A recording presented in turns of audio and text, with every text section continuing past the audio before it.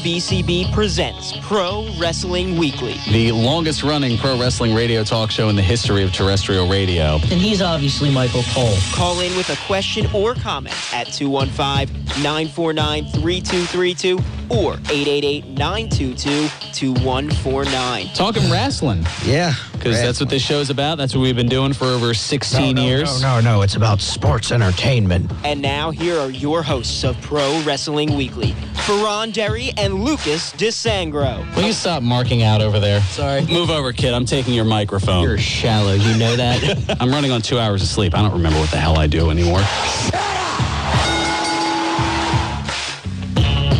There's the sound of the bell, and we are set to go. This is Pro Wrestling Weekly here on 1490 WBCB and online at WBCB1490.com. Fearon Derry here with you, not alongside Lucas DeSangro. I guess he was exhausted after the Factory Friday event down at the MFPW Arena, which he got the chance to see some action, was on the losing end of an unlikely tag team match, as far as his partner being the heavyweight champion Cody Vance and falling to Nick Camarado, the Freak Beast, and newcomer Riley Shepard.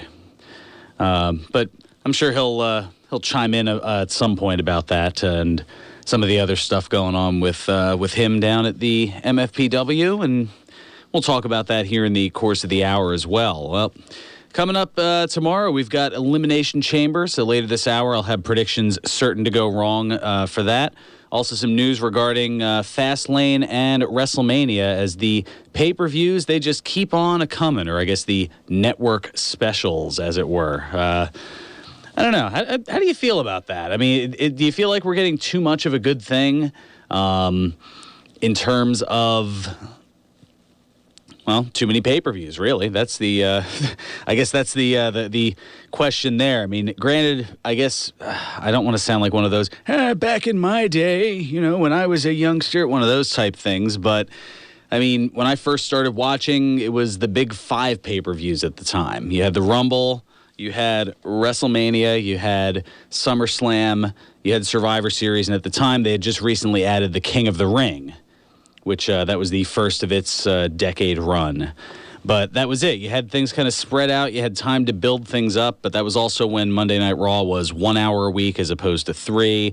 SmackDown wasn't in the picture. So I don't know.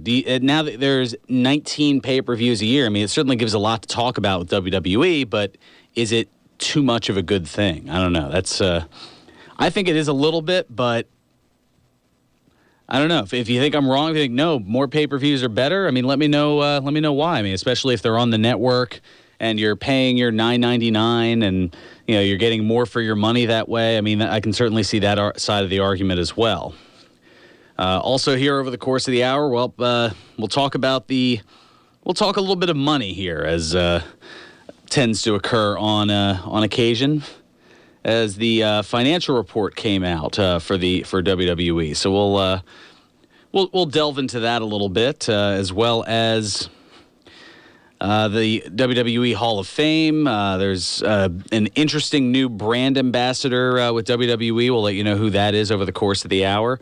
And some sad news from a former Raw general manager, and got to give credit for this story being pointed in my direction to John from Northeast Philly, putting that up on the Facebook fan page, Pro Wrestling Weekly on 1490 AM WBCB. If you haven't joined in on the conversation, that's certainly a way to do so without question. Things just changing second by second here as far as updates and everything else going. So much technology, so little time. And we've also got room for your calls as well, 215-949-3232 or toll free at 888-922-2149. Want to apologize also for last week. We had some connectivity issues, and I ended up kind of in the vein of Bill O'Reilly. Said we'll do it live, bleep it, and went on Facebook Live. So had a little bit of fun with that as well, and that's the archive of that is up on my own personal Facebook page. You can check that out for Fearon Derry, as well as on the Pro Wrestling Weekly Facebook fan page, and kind of go over the abbreviated quasi-commercial version of how things went here. Let's go ahead and get over to the phones here. As currently hanging on is Ed from Northeast Philly with a look at the local scene. Ed, what's going on? Welcome to Pro Wrestling Weekly. Oh, do we have Ed here? How about now? What? There we go. It was building the anticipation. There we go. We have a doubleheader tonight, CCW and WSU in Voorhees. Oh yes, I did hear about about CCW going on there. A friend of mine. Oh goodness. Okay, John just bringing all kinds of things here. This I didn't hear about unless this just recently happened, but I'll get into that in a minute here. So yes, CZW. A local fan passed away. If you didn't know about that. Oh well, we talked about that at length last week about Kevin Hogan. Yeah. Yeah, I mean, for those who missed it, yeah, Kevin. Well, he certainly had a lot of different nicknames, whether it be the Muffin King or Whack Packer. Very notorious for appearing at pretty much every Combat Zone wrestling show, pretty much every show here in the tri-state area, and for many years. I mean, going back to the original ECW days, and dead at the age of 42 after a head-on car collision. It was very sad. I got the chance to. We had a tribute at the MFPW Arena this past Saturday night. They're doing something tonight and this afternoon for him. Yeah, I mean the outpouring of love, and then going to the viewing the other day. I mean, it would have taken less time to hop on a Disney ride than it would have been for the throngs of people who came out in support for the family and everything else. He sat in front of us the one time at the last show. Yeah, I mean he like I said, he was a staple. I know that I've had a muffin or two chucked in my direction, even at the commentators table at the MFPW Arena, and it's a real shame. I mean, well, anybody passing, let alone somebody at that age, and in such a horrific fashion.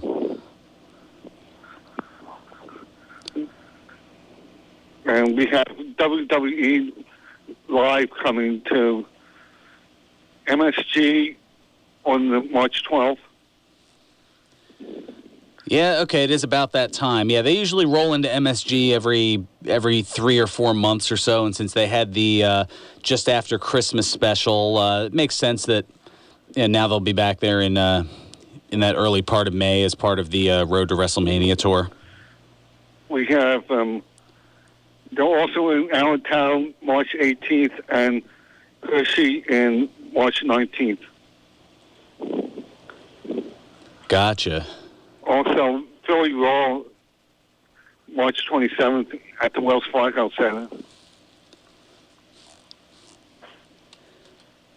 Huh, that is good to know. Like I said, I'm on sensory overload here at the moment because I've got my my phone blowing up. I've got the Facebook blowing up there. And Jerome, to answer your question, the Facebook Live was kind of a one-time type deal where. Or because the connection here to the station was very strange. And I'm thinking it was something mechanical because it wasn't exactly the connection, but it would be on for about, 5 seconds and then off for another 5.6 and then on for another. Like, it was a very calculated time period, so I'm thinking it was some sort of a mechanical issue. I mean, there could be discussions, kind of how with the polka show that precedes here, how they do a streaming type thing that goes onto Facebook Live as well as other things.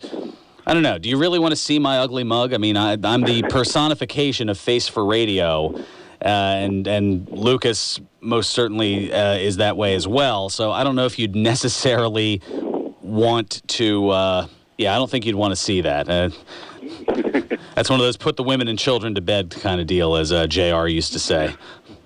And probably still does say, I should add in there. When is that George's Parts and Collectibles?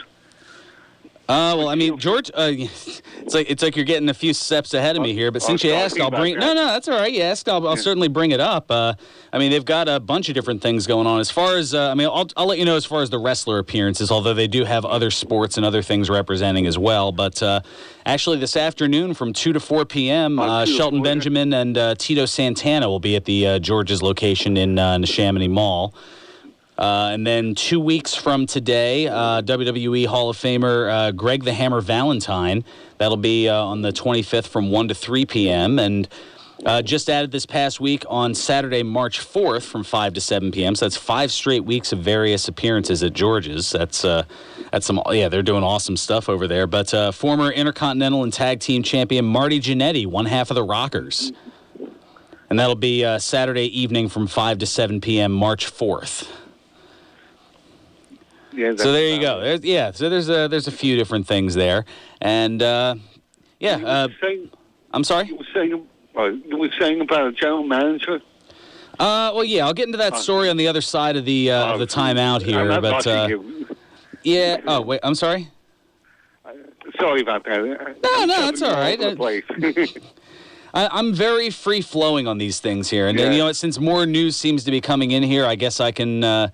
It was up on the Facebook, or it still is up on the Facebook fan page. But, that former Raw general manager and WWE interviewer Mike Adamle, former NFL player, commentator. You might remember him as a co-host of the American Gladiators from the late 80s and early 90s. I know that's what I remember him from.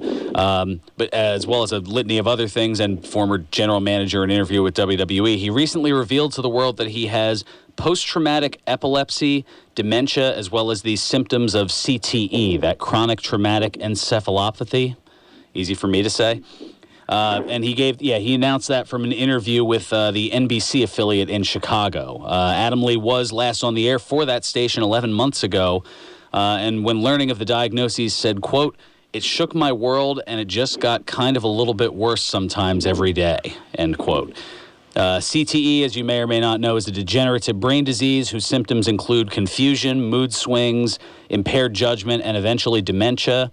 CTE has been found in athletes after their passing, including in the wrestling world, Chris Benoit, Andrew Martin, better known as Test, and recently, as is the case with Adamle, they're starting to find symptoms of that in people still alive. The most notably of which being Daniel Bryan, who retired early due to signs of CTE, as well as the post-concussion seizures that he's had. Now, this was an interesting tidbit that I found out while doing the research for this. The disease was previously called dementia pugilistica, or more commonly known as being punch drunk. Yeah. A little interesting tidbit there, due to its frequency and history in boxing. But, I mean, you've seen it with all different sports, with boxing, with mixed martial arts, with football, with wrestling, hockey. I mean, anywhere where you can get a concussion or multiple concussions, that's where this can kind of come across. And that's kind of where Adamle feels that this all stemmed from. He believes that the dementia, as well as past 19 years of epileptic seizures, have resulted from his concussions in football. So, for all you out there who were picking on him about 9 years ago or so for his error of Jeff Harvey instead of Jeff Hardy, maybe that might have had some sort of contribution to it. So maybe you don't feel so good about that now, do you? And H2O wrestling this Friday. I was going to say, I know I won't be able to make it to that, but H2O wrestling? We're trying to do something, bring him into the Philadelphia area. Well, trying to talk him into doing something here in Philly. Yeah, I was going to say, time will tell with all of that. But yeah, thank you so much for the look at the local scene as always. I'm up against the first break here. The time just flies on by here with the show. Next week, even though the MFPW will be having an event down at the arena, I'll be broadcasting live from here in studio, namely due to some health issues. The main thing.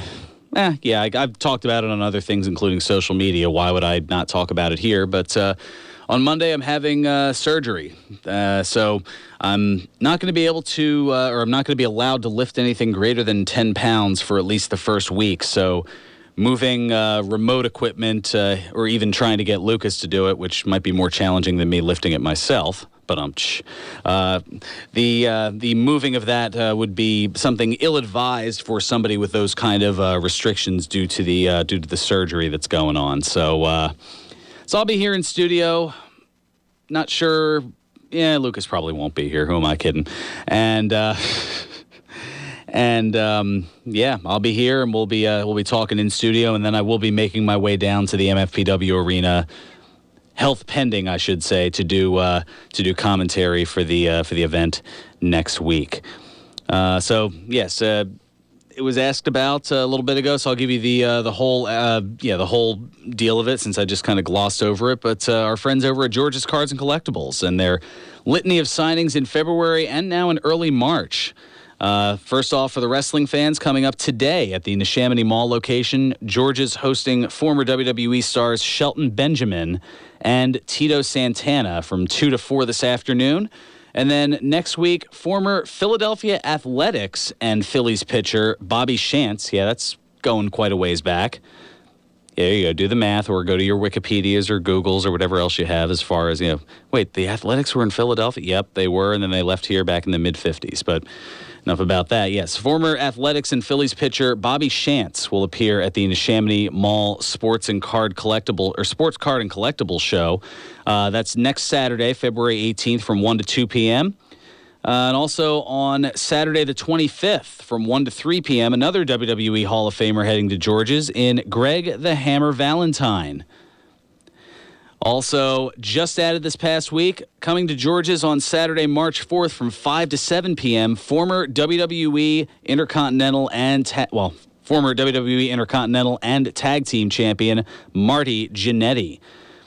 All kinds of great stuff. George's has 3 locations for all of your cards and collectibles needs, including their original store at 7755 New Falls Road in Levittown, as well as in the Willow Grove Park Mall on the second level near Macy's and Tivana, and in the Neshaminy Mall in the movie theater wing. For more information, go to georgescollectibles.com and follow George's Cards and Collectibles on Facebook. So coming back, I've still got the predictions certain to go wrong for the Elimination Chamber. If you want to talk about that, you can certainly chime on in. Also, the new brand ambassador for WWE. We'll let you know who that is coming up. Also, an interesting pairing with TNA Wrestling and working with another organization. We'll tell you who that is coming up. We'll also talk a little Hall of Fame and that financial report as well. All that and more here on Pro Wrestling Weekly on 1490 WBCB and online at WBCB1490.com. Snuggle up with your best guy or gal to see Brooklyn Doo-Wop Explosion February 15th through the 19th at Bristol Riverside Theater. Be whisked back to a time when all was right with the world, the music lived forever, and the love never grew old. Featuring Unchained Melody, Crying, Then You Can Tell Me Goodbye, Cara Mia, and more of your favorite doo-wop hits of the 50s and 60s. For tickets, visit brtstage.org or call 215-785-0100. Again, that number is 215-785-0100. Tickets are selling fast, so call today. At some point, we all have to deal with our household stuff. Maybe you're moving, downsizing, selling an estate, or simply trying to empty out the basement, garage, or attic. You may wonder what your stuff is worth. Who do you call? The home downsizing expert, Michael Ivankovich, is who to call at 215-345-6094. Mike will identify your items of value, sort them out, sell what needs to be sold, and even help you with the donation process or get your junk to the dumpster. Give him a call today at 215-345-6094 or visit his website at michaelivankovichappraisals.com. That number again, 215-345-6094. All commentators heard on WBCB express their own views. Their opinions are not necessarily those of others on WBCB, including the staff and management. Take a stand. Take a stand. Take a stand. Like my brother did, when he wouldn't take no for an answer. Like my wife did, when she asked the right questions. Like my friend did, when she made the call. You stood by us when we were in uniform, so stand by us now. Take a stand for those who served our country. If you're a veteran in crisis or know one who is, the confidential Veterans Crisis Line is here for you. Call 1-800-273-8255 and press 1. Chat at veteranscrisisline.net or text 838-255. See, it's got the Luigi death stare from Fearon, so we might have I didn't give you the Luigi death stare. That's not true. You're breaking kayfabe. Breaking kayfabe. Gonna break something else during this commercial. There we go. That's what I like to see. And now, more Pro Wrestling Weekly with your hosts, Fearon Derry and Lucas DeSangro. Are we getting into that controversy again? I know how it feels, and it's not fun. Welcome back to Pro Wrestling Weekly here on 1490 WBCB and online at WBCB1490.com. Fearon Derry here with you, flying solo as Lucas presumably recovering from the Factory Friday last night, or as he put it, studying for an exam on Monday or something like that. It's all allegedly. And yes, I see a comment here from Sam who's listening in. Yeah, throwing shots and shade. It's what I do playfully in terms of fun. So yeah, no harm intended in that. All right, so some news that actually just got put up on the Pro Wrestling Weekly Facebook fan page. The longtime WWE voiceover artist passing away. This was something I didn't know anything about, and I'm just reading about it now. It said, you may not have ever known his name, but credit to this from WrestlingNewsWorld.com, since I want to give proper credit there. You may not have ever known his name, but if you watched wrestling any time from 1995 until about 1999, you have certainly heard his voice. Legendary voiceover artist Jim Fagan provided the voiceovers for the WWF signature during those years. You know, you remember that. The World Wrestling Federation, for over 50 years, the revolutionary force in sports entertainment. So, yeah, that guy. Well, he recently passed away at the age of 72 after a long battle with Parkinson's disease. So, condolences out there to Jim Fagan. And that, I have to admit, that is one of my... it's one of my memories, certainly coming back there from the... whether it was that... glittery blue type thing, or whether it was the stone or the kind of the red storm thing. You heard that same voice for any of those different intros, and it certainly brings back memories, to say the least, from probably like 95, 96, maybe 97 as well, because as we always joke about on the show here, it all goes back to 97 in some way, shape, or form. Oh, goodness. So, this I thought was kind of interesting, and I figured I'd save this for the middle segment since it tends to be a little bit longer here. So, Dana Warrior, widow of WWE Hall of Famer, The Ultimate Warrior. I know, shocker there, right? How many other warriors might there be?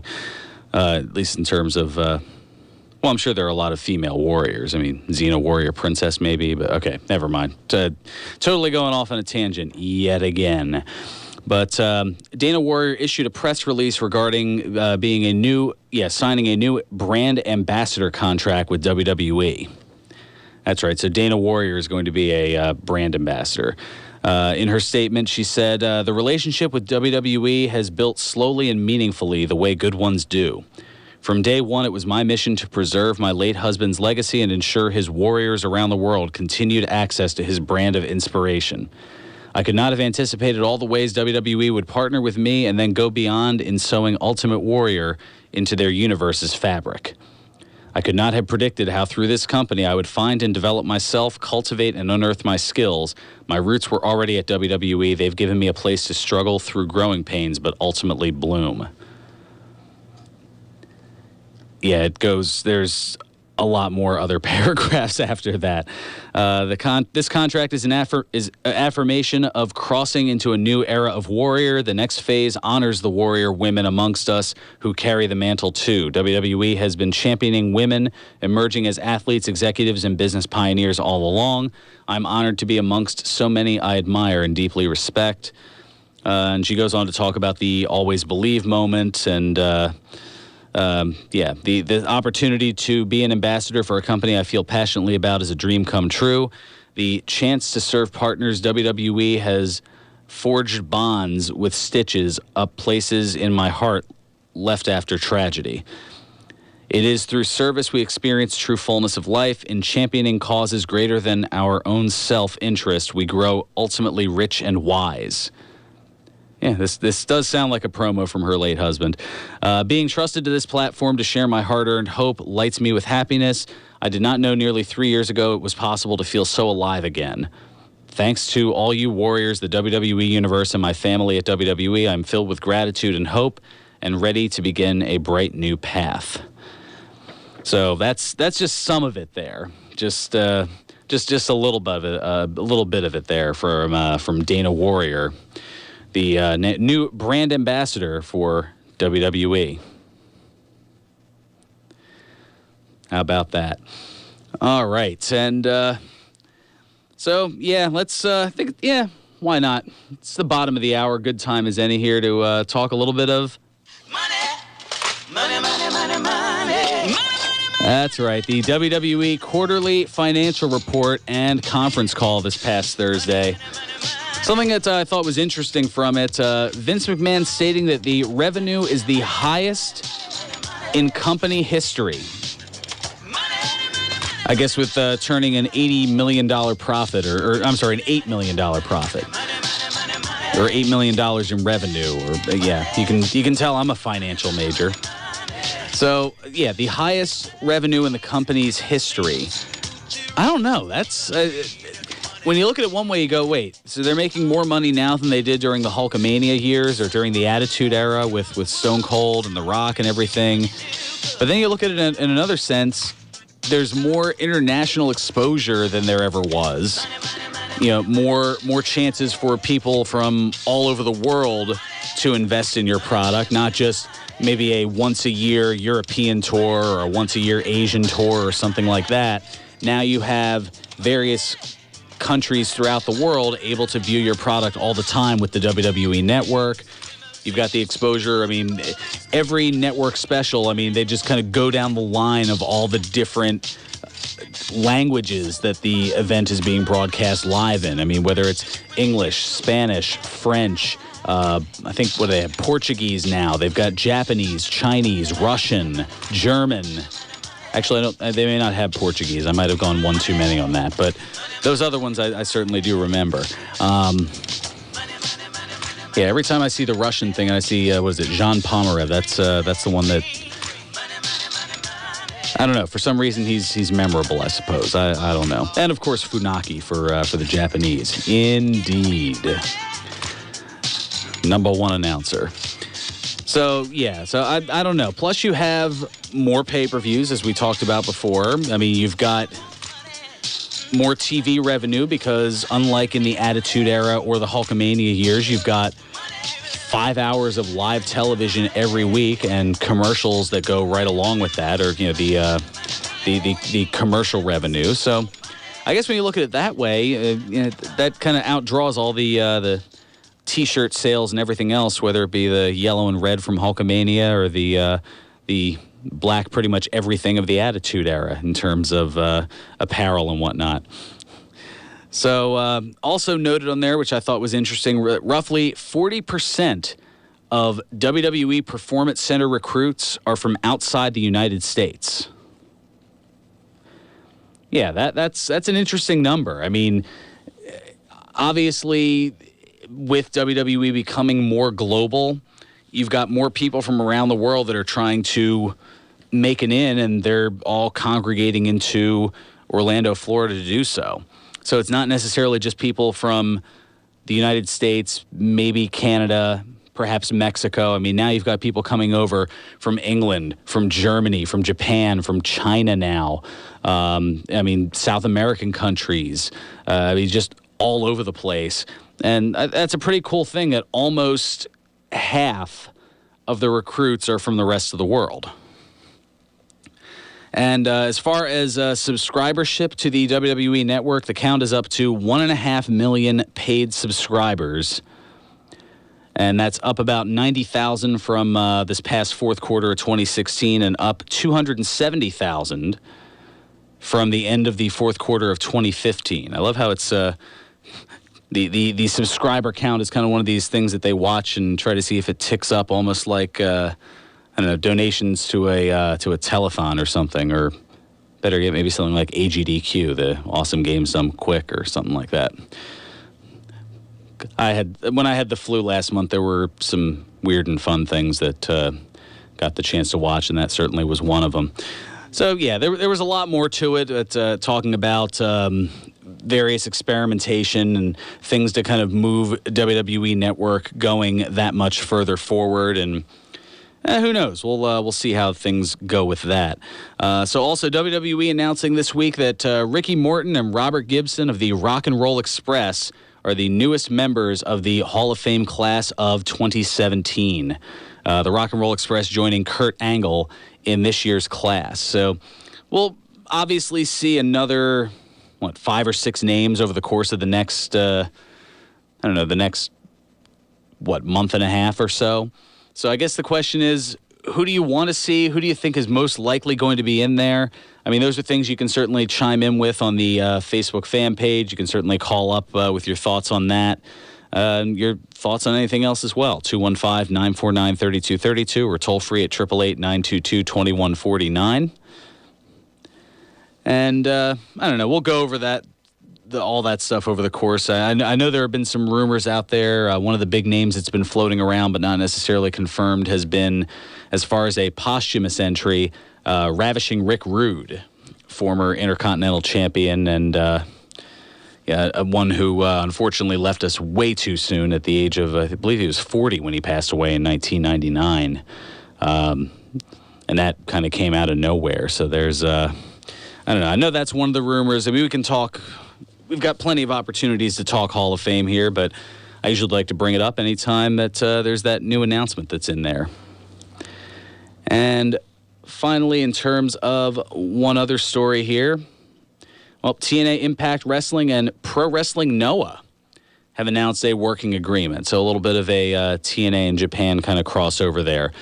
Noah president Masayuki Ukita made the announcement at a press conference on Tuesday, and TNA talent will appear at the promotions event on March 12th in Yokohama, Japan. So, yay, more synergy in professional wrestling. Certainly not a bad thing. Kind of extended the olive branch, things of that nature. All righty, it is almost 12:38, and you know what time that is. Time to talk about my friends over at the Broken Goblet Brewery. So, you didn't like how the big vote in November turned out? Well, today you can get a slight chance at redemption at the Broken Goblet Brewery, 1500 Grundy's Lane in Bristol, PA. Starting at 2 o'clock this afternoon, it's the official T-Cision 2017 at the Broken Goblet, where you can help decide the new version of Bubba's Tea Bag. That's right. Buy a flight of the 3 different beers that'll be offered. There are 3 different beers that have been brewed with different types of loose leaf tea, and you can sample the 3 of them, and you get 1 ticket to put your vote into one of the 3 tubes of destiny, and whichever has the most tickets at the end of the evening will be coined the new Bubba's Tea Bag for 2017. And given some of the other previous winners, it should be very interesting. I mean, the initial version, which unfortunately won't be coming back because the type of tea was discontinued by the manufacturer, but it was a Superfruit Unity green tea that one of the more amazing tastes that I've ever had. But the replacement wasn't too terribly bad in 2015 with the Strawberry Grapefruit green tea. And then last year's winner was a Cinnamon Plum tea. And again, this is all they added to a base ale for interesting and unique flavors. So you get to make your choice later today for the T-Cision at the Broken Goblet. Also, while you're there, you can grab a bottle of the Trey de Marque, the strong dark Belgian ale aged in rum barrels. That was just released last night, and you can come see why co-owner Mike thinks this is their best beer released to date, and not just because his handsome face is on the label. And also returning to the Goblet in 2 weeks, your favorite and mine, Kinky Quizzo. Just a few reasons why it's always a good time at the Broken Goblet Brewery, 1500 Grundy's Lane in Bristol, PA. Broken Goblet Brewing, the semi-official brewery of Pro Wrestling Weekly. Please enjoy responsibly. So, coming back, we'll get to the predictions certain to go wrong for the Elimination Chamber, and More stuff, I suppose, in the words of Chuck Barris from The Gong Show. All right after this, here on Pro Wrestling Weekly on 1490 WBCB and online at WBCB1490.com. You won't see termites crawling across your floor, but thousands might be devouring the wood in your walls, weakening the structure of your home. For over 50 years, Termite Proofing and Pest Control of the Delaware Valley has been in the exterminating business. If you think you have a pest problem, they're the experts. Call them today at 215-639-5455. That's 215-639-5455 for TPPC. Termite Proofing and Pest Control of the Delaware Valley gives your home or business peace of mind, knowing your pest problem is in their hands. Located at 1560 Bristol Pike in Bensalem, they use only EPA-approved material applied by licensed technicians. Call Termite Proofing and Pest Control of the Delaware Valley at 215-639-5455. Join Rebecca's Forecast Tuesday at 10 a.m. She'll take your calls, questions, and fill you in on what's happening for your personal sun sign. Join Rebecca's Forecast once again every Tuesday at 10 a.m. right here on 1490 WBCB. Hi, it's Bill Clement, and I hope you can join me for the fastest hour on radio. Independence Blue Cross presents Bill Clement's Hockey World, live from Chickies and Pete's. Meet your favorite Flyers and Phantoms players, past and present, and enjoy some of the best bar food at the #1 sports bar in the country, Chickies and Pete's. Independence Blue Cross presents Bill Clement's Hockey World every Wednesday at 6, right here on 1490 WBCB. For guest and location information, go to WBCB1490.com. Pro Wrestling Weekly presents Today in Wrestling History, February 11. On this date in 1996, WCW held its Super Brawl 6 pay-per-view. In the main event, Hulk Hogan defeated the Giant in a steel cage match. On this date in 2002, WWF Monday Night Raw aired live from Jonesboro, Arkansas. In the main event, Rob Van Dam pinned Christian. On this date in 2007, TNA held its Against All Odds pay-per-view. In the main event, Christian Cage pinned Kurt Angle to retain the NWA World Heavyweight Championship. On this date in 2015, NXT held its TakeOver Rival special on the WWE Network. In the main event, Kevin Owens defeated Sami Zayn by referee stoppage to win the NXT Championship. This has been Today in Wrestling History, February 11. You are listening to Pro Wrestling Weekly with Fearon Derry.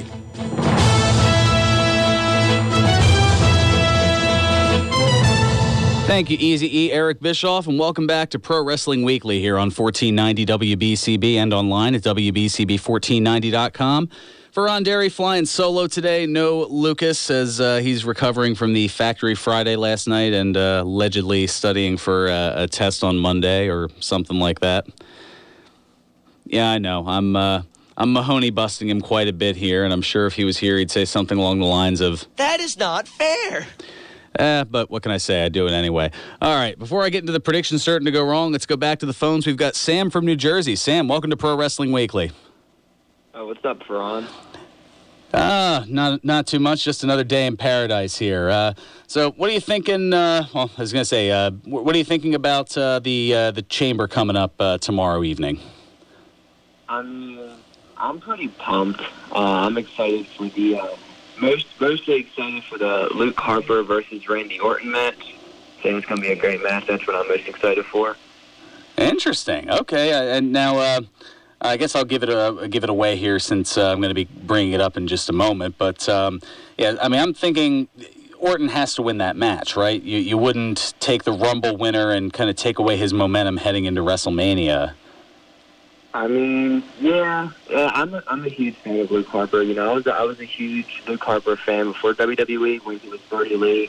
But you know, I definitely think Randy Orton's going to win that match, and I think it's going to be him and Bray at Mania. Oh, okay. So you're thinking Bray wins the Chamber match? Yeah, Bray's winning the Chamber. I mean, I really think that the only reason why WWE had seen win the belt was so he could tie Ric Flair's 16-time championship reign. Like, I don't really think it was for like a significant reason. Like you know what I'm saying? Yeah, I mean, that's been rumored for a while, so I guess it was, if at any point he could have won the championship, for that 16th time, I mean, it's hard to say, although if you ask if you ask Flair, he says that it's officially or unofficially 23 times, but due to certain political things. But he's, I guess, officially recognized as a 16-time champion. But I don't know. I was going back and forth on it. I guess maybe it's the cynic in me, and this is a weird thing. Like, I had my picks set up ahead of time, and then since Lucas wasn't going to be in, he texted me his picks. This is the first time, I think, since he has been on the show in the last, 3.5 years now, that we agree on every single pick. And I think for that reason, I had to change one of my picks just to be a bit of a Richard and let him. Yeah, it's like, no, I gotta have something here. So I'll go over that in a moment. But for some reason, we both are thinking that Cena is going to win, and that for the next time, for the last time until the next time, forever, it'll be Cena versus Orton at WrestleMania 33. Is that a bit cynical, you think, or? I mean, that's a good possibility. But, like, if Cena goes against Randy at Mania, like, do you think that's going to be the last ever time them two are going to clash, or do you think it's going to happen again? Like, you never know with WWE. Well, I mean, Cena is going to be turning 40 in April. Is he? Yeah. Oh, wow. Yeah, I know. That makes you feel just a little old, doesn't it? Yeah, wait until you get to be my age. But no, it's John Cena, he'll be turning 40 in April, and I mean, you have to figure that he's got to be stepping back at some point, or maybe not. Who knows? That's the intriguing part of it. I mean, you see somebody like Ric Flair, who he's tied as far as world championships with, and Flair wrestled pretty much full time up until his mid-50s. Yeah. So could we be seeing another 15 years of those trumpets? That's very true. I do think that, Cena is going to stick around for a while, or he could just do sort of like what The Rock did, is like go and do acting and talk shows full time, and then, just appear every once in a while. Yeah, something like that. I could only imagine 10 years down the line or something, I talk about the longest full-time career in WWE ever. And his name is John Cena! Gotta love the drops. All right, enough. Get that out of here. Yeah. We'll be hearing those trumpets indefinitely until the end of time, I suppose. Who knows? Yeah. Well, let me. I guess you can stick around here since Lucas isn't around. It's nice to have somebody to banter with and Mahoney bust and whatnot. All right, so you are cutting him up. I cut him up all the time. This is nothing new. I mean, it's just usually sometimes he's here to defend himself, but that's just what I don't know. That's what he's become since he's not here. I've got to throw something out there, even though I'm sure he's. Although when I question his absence, I'm sure his mindset is, I don't need to prove a damn thing to you. Yeah, that's that. What can I say? That's Lucas. I know I'm a mess. He's too busy. Too busy doing he's living that pro wrestling life. Yeah, exactly. That wrestling life. Yep. I'm an idiot. Okay, yeah, I'm just now I'm just messing with him, even more so. All right, so looking at the rest of the chamber lineup here, and enough with the drops here. All right, so Orton and Harper, we're both thinking Randy Orton. The Elimination Chamber match, John Cena, AJ Styles, The Miz, Bray Wyatt, Baron Corbin, and Dean Ambrose. Lucas and I are both thinking Cena on that, and I guess maybe it's because he's picked up my cynical attitude over the years. Who knows? The pre-show, of course, I'm getting into the main show before the pre-show. Mojo Rawley against Kurt Hawkins. The state of the roster these are guys that we haven't seen too terribly much of, and they're able to get on here, which kind of gives you an idea of the disparity with all these different teams and the multiple contenders. Otherwise, they wouldn't usually get a sniff of this. For the purposes of getting hype and staying hype, we're both going with Mojo on that one. Let's see, Nikki Bella against Natalya. It looks like we're both going with Nikki. Let's see, in the other women's match, Alexa Bliss against Naomi for the SmackDown Women's Championship. We're both thinking Alexa retains. And then in the other women's match, Not often you hear that.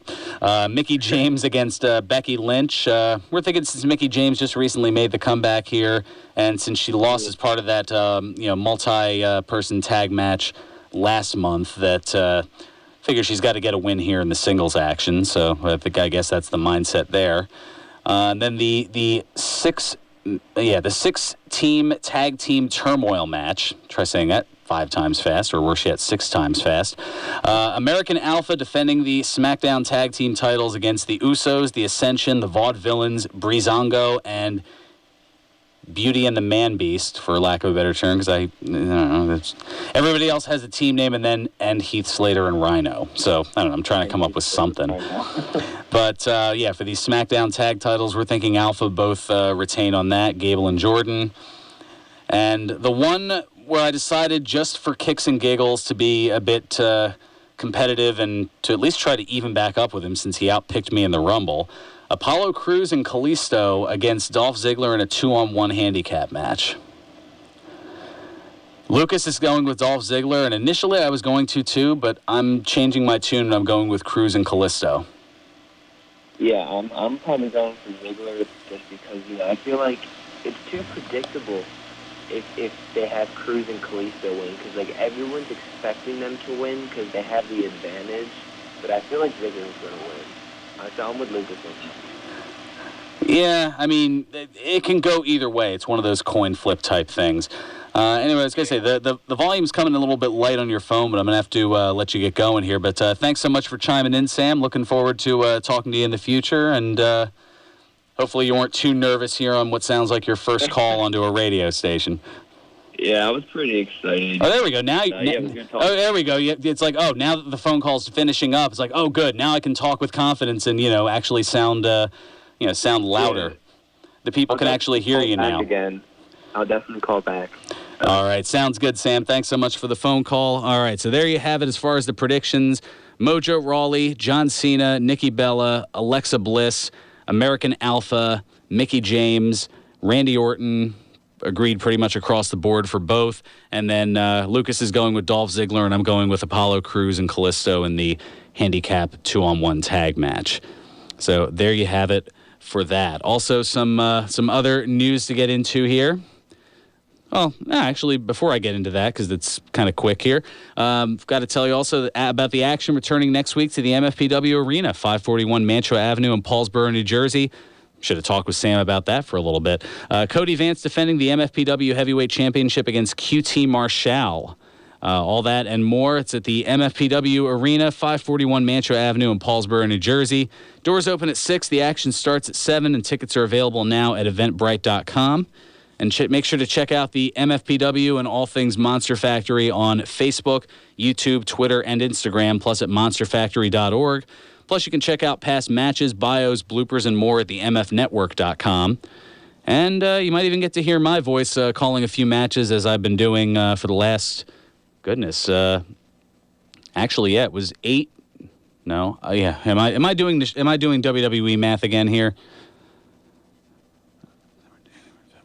Oh yeah, okay. 8 months. It was 8 months ago today, actually, that I did my first play-by-play gig for the MFPW, and somewhere along the way, Fearon Burgundy kind of became a thing, and it's continuing to go ever since.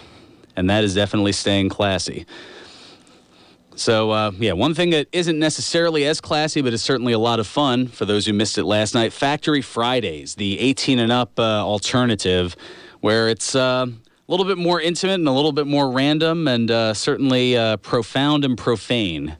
Although, again, I make sure to stay classy, but everybody else not so much. They definitely use a few words that are not safe for radio. We'll leave it like that. And there's also a lot more fun involved. At some point, the that dance, Jump On It, that was involved. You can see that on the MFPW page as well, just to give you a few insights into some of the things that you've missed. I think there was a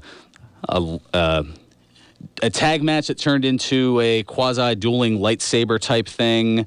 You never know what you're going to see. We'll put it that way.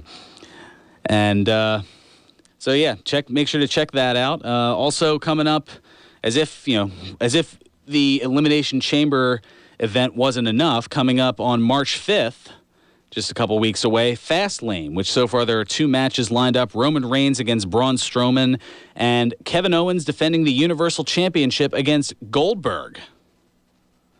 Yeah, that's right. Could we see the man back at the top of the mountain one more time? Well, we'll find out on March 5th. And then also officially announced for WrestleMania 33 on April 2nd, Goldberg against Brock Lesnar. And based on the implications of that match, could that be for the Universal Championship? I guess we'll have to find out. I don't know. Kind of interesting. All right. And one other thing that just got put up on the Facebook fan page, courtesy of John from Northeast Philly, according to RingsideNews.com, saying that Jeff Jarrett is now in full control of Impact Wrestling, replacing John Gaborick. Yeah, I don't know. I guess with Dixie Carter, I guess kind of taking a step back, and also Dutch Mantell and Zeb Coulter, as you remember him, and Scott D'Amore to deal with the creative side. That's what Jarrett has done. He's kind of made some moves and whatnot, but apparently John Gaborick is out, with Jeff Jarrett kind of making a power play in that regard. Yeah, saying Jeff Jarrett is back in charge. Is he better than ever, though? That's the question. And does he have a knack of making things better? Yeah, no. Easy E-reference there once again. All right, so we've got, goodness. Actually, given the time frame here, I think we've got just enough time to get them all in here. Time for Birthdays, you jerk. Yeah, I would expect nothing less from Lucas. All right, we'll start off with, on this date in 1926. Yeah, we're going way back on this one. On this date in 1926, Leslie William Nielsen was born. The actor, comedian, and producer, famous for roles in spoof movies such as Airplane and the Naked Gun series. Yeah, you remember those. Oh, I definitely remember. Definitely remember Airplane. Surely you can't be serious. I am serious. And don't call me Shirley. Yep, gotta love those. Who was searching for The Undertaker in and leading up to SummerSlam 94. Well, he passed away in 2010 at the age of 84. Nielsen also, this I thought was funny, Nielsen also starred in a movie with cameos from Mean Gene Okerlund and Jesse the Body Ventura back in 1990. The movie was called Repossessed. Ted Efaw. Yeah, we'll get you up here. Why the heck not? You got time here. Worst case scenario, bleed into your own show. Yeah, there you go. All right. I'm making up for the time lost last week from the spotty connection there. Yeah, it was a comedic parody of the horror film The Exorcist, and it starred Linda Blair, who was in the original Exorcist movie, but 17 years later. Yeah. Oh, man. Yeah, it's rather funny, for at least the clips that I've seen of it. I only saw the clips with Okerlund and Ventura, but at some point, maybe while I'm recouping from this surgery, maybe I'll see if that's up on Netflix or something. Who knows? And you should take some clips to use for the show, so those of us who don't see it will be able to hear the highlights. Well, it's a deep subject. Got a lot of yeah, water it is a deep subject. You're right. I'm thinking of one of the particular highlights. I know I'd have to do some bleeping. We'll put it that way. Yeah, right. Yeah, just in reference to some anatomical parts of Linda Blair. Yeah, there we go. There we go. We'll leave it at that. On this date in 1936, Burton Leon Reynolds was born. The director, producer, and actor starring in films such as Deliverance, The Longest Yard, Smokey and the Bandit, and Boogie Nights, as well as the celebrity ring announcer for WrestleMania 10 known as Burt Reynolds, turns 81 today. Say it ain't so. No, it is so, my friend. On this date, getting to non-celebrity wrestling type things, on this date in 1964, Kenneth Wayne Kilpatrick was born. The former WWF Intercontinental Champion, Tag Team Champion, King of the Ring, and UFC Hall of Fame mixed martial arts fighter known as the world's most dangerous man, Ken Shamrock. Wow. Turns 53 today. He's a youngster. Yeah, he was a youngster when UFC was a youngster. I mean, he was one of that first crop of guys that kind of put UFC on the map back in the mid to late 90s, I should say. I mean, the sport only started in 93, and it was by 97, 98 that his name was out there. He was one of the chief guys at that point. Wow. And finally, on this date in 1973, Shawn Hernandez was born. The former 7-time tag team champion in TNA known as Hernandez turns 44 today. And one of your favorites as well as mine, the Brucey bonus. Well, this one, we're going to go out, we're going to go a little secluded on this one. That's right. On this date in 1934, Tina Louise was born. The actress, singer, and author, reluctantly best known as Ginger the movie star from the sitcom Gilligan's Island, turns 83 today. Saying that ain't so. Yeah, and it's 83 for Ginger, one of the two surviving castaways from Gilligan's Island. The other being Mary Ann. Dawn Wells. Dawn Wells, yes. Took me a second. I was like, wait, what was her? Yeah. I haven't seen Dawn Wells since I think she did a Gilligan's Island cameo ages ago. I'm showing my age here. In Alf. Oh, geez. Back in the late 80s. MeTV sometimes shows clips of her. She does promos for it. So. Oh, okay. So she still makes appearances now. Okay. She still, unlike Ginger, unlike Tina, she embraces the Gilligan's Island role. Yeah, well, I mean, it's something that, here it is, 50 years later? It went off the air 50 years ago. Yeah, that's right. And it still circulates in reruns and everything else like crazy here. All right, that's all right. Yeah, we know. No phone, no lights, no motor car, not a single luxury. And I'm not going to have any of those things either unless I get on out of here because it is about that time. So play us out, Nutsy.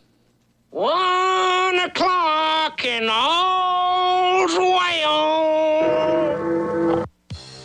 Serving you better than ever before. This is 1490 WBCB.